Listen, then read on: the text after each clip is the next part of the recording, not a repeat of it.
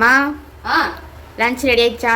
Ready ஆயிடுச்சுடா. இன்னைக்கு வந்து மாட்டு பொங்கல் இல்லையா, நம்ம வீட்டில் வந்து அசைவ விருந்து தான். வா பார்ப்போம். இன்னைக்கு வந்து பார்த்தீங்கன்னா திண்டுக்கலுக்கு போகாமையே திண்டுக்கல் சிக்கன் பிரியாணி, அடுத்தது பாயில்டு எக்கு, அப்புறம் ரைத்தா, அதுக்கப்புறம் ஃபிஷ் ஃப்ரை பண்ணி வச்சுருக்கேன்.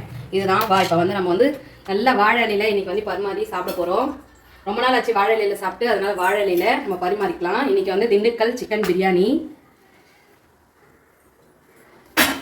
அதுக்கு அடுத்தது முட்டை வச்சிருமா. அதுக்கடுத்து ரைத்தா,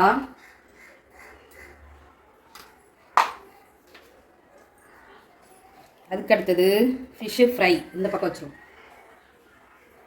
அப்புறமா ஆனியன்ஸ் வந்து கொஞ்சமாக கட் பண்ணி வச்சுருக்கேன். நம்ம இப்படி சாப்பிடும்போது நல்லாயிருக்கும். லெமன் வந்து ஸ்குவீஸ் பண்ணிட்டேன் இதுலையே. அதனால் இன்னைக்கு மாட்டு பொங்கல் ஸ்பெஷல் வந்து பார்த்திங்கன்னா நல்லா வந்து சூப்பராக வாழை இலையில் நான்வெஜ் விருந்து தான் எங்கள் வீட்டில்.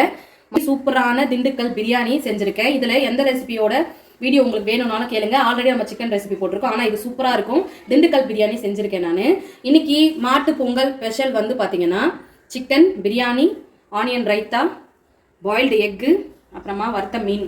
இதுதாங்க எங்கள் வீட்டில் மாட்டு பொங்கலுக்கு நாங்கள் செஞ்ச அசைவ விருந்து நாங்கள் செஞ்சுருக்கோம். நீங்கள் என்ன செஞ்சீங்கன்னு சொல்லி கமெண்ட்டில் சொல்லுங்கள். இந்த வீடியோ பிடிச்சிருந்தா லைக் பண்ணுங்கள், ஷேர் பண்ணுங்கள், கமெண்ட் பண்ணுங்கள். நம்ம சேனலுக்கு சப்ஸ்கிரைப் பண்ணி சப்போர்ட் பண்ணுங்கள். Bye friends.